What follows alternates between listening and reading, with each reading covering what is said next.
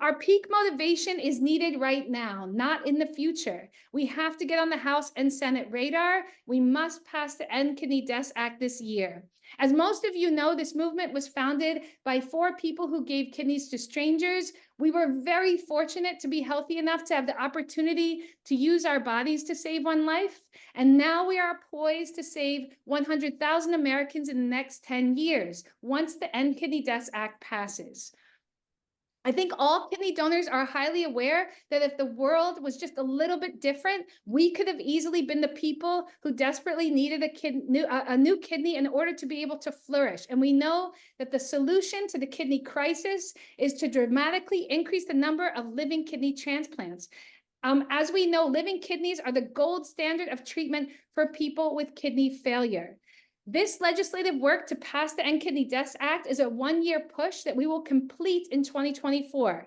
Please don't wait until 2025 to become activated. We need your help now to get this bill passed. We need your energy and your devotion to get this done now. This is not phase 1. This is the phase. We need you now. We will get the reimbursement for non-directed donors passed. Once we demonstrate how life and tax saving incentivizing donors is, we will then seek compensation for all living organ donors, including directed donors. In our last meeting, I presented all of us legislation that is currently being proposed to help kidney failure patients. Every single one of those initiatives, except for ours, are simply nibbling around the edges of the kidney shortage. None of those bills will significantly cut the number of people who are dying unnecessarily with a very horrible death from kidney failure. None of the proposals will add 100,000 kidneys in the next 10 years. The number of living kidney donors has been a consistent 6,000 every year for the last 24 years. No legislation, educational campaign, or support program currently in place or being proposed has the power to increase the number of kidneys in our supply like our legislation. I'll give you an example. The Living Donor Protection Act. It's currently the most supported bill in Congress. It aims to add FMLA protections and life insurance discrimination protection for living kidney donors to the federal law. This law will not impact the number of people dying every day from the kidney shortage in any kind of significant way. 30 states have already passed the Living Donor Protection Act. And since that time, there's been no increase in the number of living donations. So if the LDPA, the Living Donor Protection Act, passes on the federal level, we will not see a significant increase in the number of living kidney donors.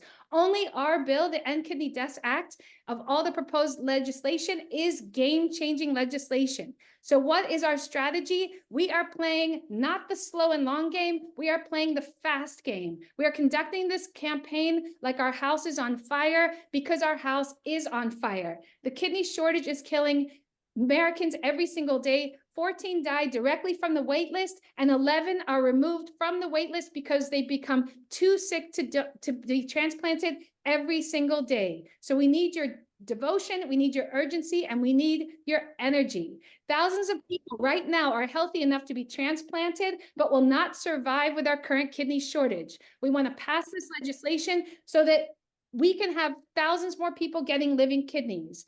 Getting a kidney transplant, I want to make it clear to everyone, and you probably already know this, is like going from hell to heaven. I want to give you 2 examples. Getting a kidney transplant for a young man named Chris was life-changing. He's 25 years old now, but at 16, his kidney failed from lupus. He went from being on dialysis, having gray skin, and being near death, to being now 4 years post-transplant. He's finished college, and he's enjoying being a new father. For my friend Greg, who's a physician and was dying from kidney failure due to a genetic disease last May, he was choosing to go to hospice over going to dialysis because he knew how difficult dialysis is and he could not get a living donor. He had cared for kidney patients nearly every day of his career as a medical doctor. He'd put many people on emergency dialysis in the ER. He said that initially people walk into the dialysis clinic, then they need to go in a wheelchair, and finally they are wheeled in on a gurney before they die prematurely and in tremendous pain. Fortunately, in the 11th hour, Greg got a kidney transplant from a stranger And within a couple months, he is now back seeing patients. He writes research papers on cardiology, on cancer, and on renal disease. And he is fortunately every day supporting the passage of the End Kidney Death Act with his own testimony. He comes to my congressional meetings and he tells his story. Every time I see him, I am so happy that he did not go to hospice, but instead he's thriving because of a living kidney transplant. I want every American with kidney disease to have that opportunity. As a community, we're waking up every morning knowing that 14 people will die that day from the kidney shortage.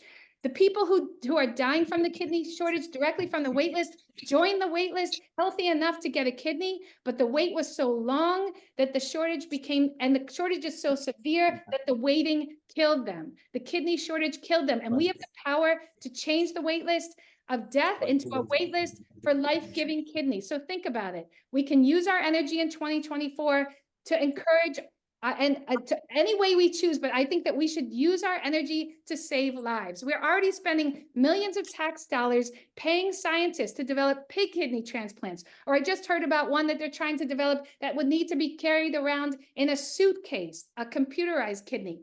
For decades, taxpayers have invested millions of dollars in faraway and unlikely solutions, and they're not doing enough to do what is simply logical and life-saving to incentivize those who will readily step forward and save a life.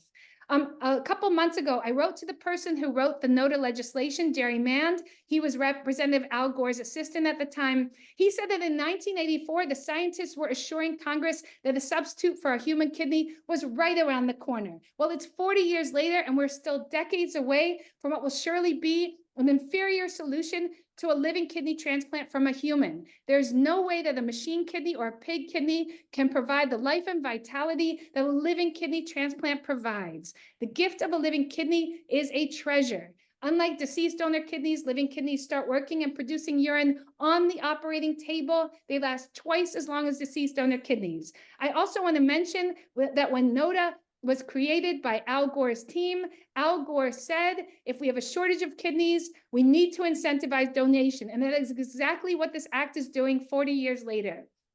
We don't have enough kidneys on our supply, and we are proposing the first legislation that will finally provide the much needed overdue incentives for kidney donors. We must incentivize people to donate. They're going through what I can testify is a time-consuming, stressful, and painful experience. I'm talking about the surgery. We incentivize firefighters and surgeons to go out there and save lives. We should do the same for kidney donors. I am certain we will be successful this year. There are multiple pieces of legislation that will pass this year, and ours will be among that legislation. Ours is the only one that saves 100,000 American lives and will provide their families with tremendous comfort. I am sure we will succeed because we've had nearly 60 congressional meetings so far, and we are getting positive responses across the board.